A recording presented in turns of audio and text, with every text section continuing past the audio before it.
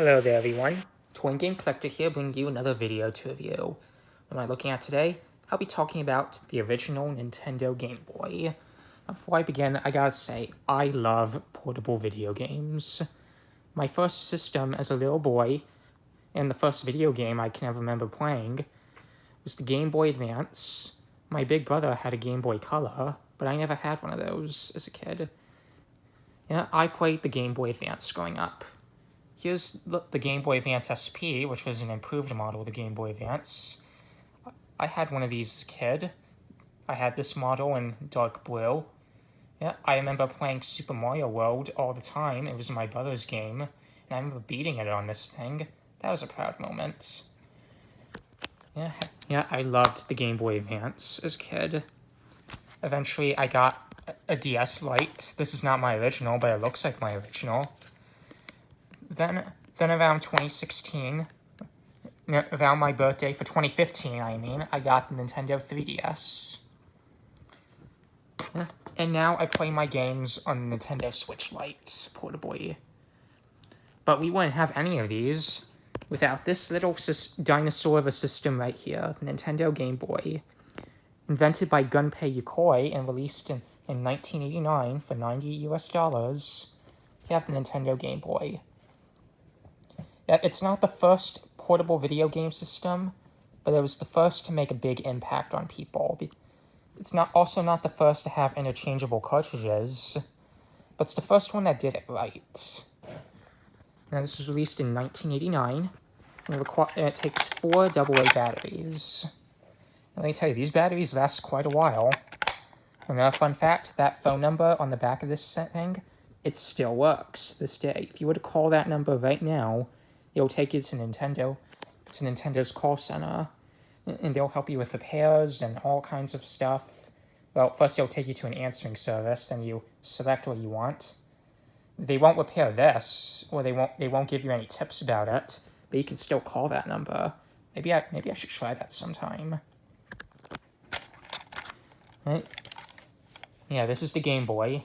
As you can see, it has a greenish-looking screen. Yeah, to save on costs, the Game Boy was in black and white, and it had 4 shades of green a shade of green screen to, I don't know. It doesn't have a backlight to put the cost down. Now, back in those days, there were plenty of other way better video game systems portably. There's the NEC Turbo Express, which let you play TurboGrafx 16 games portably, but that cost $200. Or maybe it was $300. So that was out of the question. There was the Sega Game Gear, which costed $150, but it used it was in color, it was backlit. But the problem with the Game Gear was it took 6 AA batteries, and you were lucky to get 6 hours of battery out of that. There was also the Atari Lynx, which also took 6 AA batteries, I think. But it was pretty big and bulky. It didn't have a lot of third-party support, and also it didn't have very good battery life, thanks to the color screen and backlight. Also, around 1995-96, the Sega Nomad came out, which lets you play Genesis games on the go, but that costed way more than the Genesis did back in 1995. Yeah, the Game Boy, despite how primitive it was very popular, because it was the first handheld system that actually brought Nintendo on the go, because back in those days, Nintendo ruled the world of video games. Yeah, these are all your buttons that you get right here. Yeah, you got your D-pad, start and select, and the B and A buttons. So it uses the same control scheme as the original Nintendo Entertainment System, so you don't have to learn many new controls. Here I have 2 games. I want to get more, but these are all I have. I have Terminator 2, the arcade game, and Animaniacs. Let's put in Terminator 2. So what you do, put the games in the back. Turn on. Let's see if this works. Oh, crap. I know you're not supposed to do this, but I always find this works the best. I just blew into the cartridge. I know you're not supposed to do that, but that's what my family always did, and always made these games work. See, there it goes. It works. Makes a little classic ping noise. Now let's hear that again. Let me turn the volume.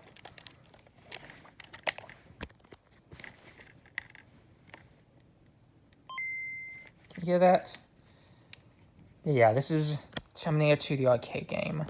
On this side of the system, you have your volume lever, and there you have something for the link cable. You see that? It's very hard to film these things. Terminator 2, the arcade game. Here we have the contrast, which lets you make the screen brighter. And then lets you make the contrast the way you want it. I have no idea what this is for. It's probably for... Oh wait, now I know. It's for the battery pack, if you have a battery pack. And down here you have a headphone jack, which lets you listen to your Game Boy in stereo. So yeah, this thing was the first system that actually played Nintendo on the go. And it was revolutionary. Oh, the original Game Boy didn't die out until 2003. Think about that. It went through like 3 console generations before this thing died out. And that is including the Game Boy Color, and the Game Boy Pocket, and the Game Boy Light, which was only released in Japan. Yep. Today, this thing is pretty primitive by today's standards. There are better ways to play Game Boy games, but, you know, this thing has a nice charm to it. I've always wanted to own one, just for the novelty of it. What else can I say about the Game Boy? Oh yeah, you can't talk about it without mentioning the link cable. So if you had a link cable, you could hook up with another friend's Game Boy. You needed 2 Game Boys, a copy of the same game. And you could play with your friend head-to-head in multiplayer games like Tetris or Dr. Mario. There was one game that had 4-player action, but you needed 4 Game Boys and 4 link cables or whatever. Now, from what I understand, the link cable wasn't really that important until the Pokemon craze hit North America back in 1998. Because when Pokemon came out, if you wanted to trade your Pokemon, you needed a link cable to trade with other people, because that was the only way you could complete the Pokédex. In order to get all the Pokemon you needed to trade. Those were good times. I never personally did that, neither did my big brother, and he was alive when the Pokemon craze came out. He probably remembers the Pokemon craze a little better than I do. Yep. That's Nintendo Game Boy. It's nice little classic collectible. It's not something I play every now and then, but I like it. It looks nice on the shelf. Yeah, and people are always finding ways to make this thing a lot better, adding backlights, adding a better screen. It's nice. I like it. Nintendo handheld's awesome. Well, I really don't have much else to say. I can't think of much else to say. So thank you for watching.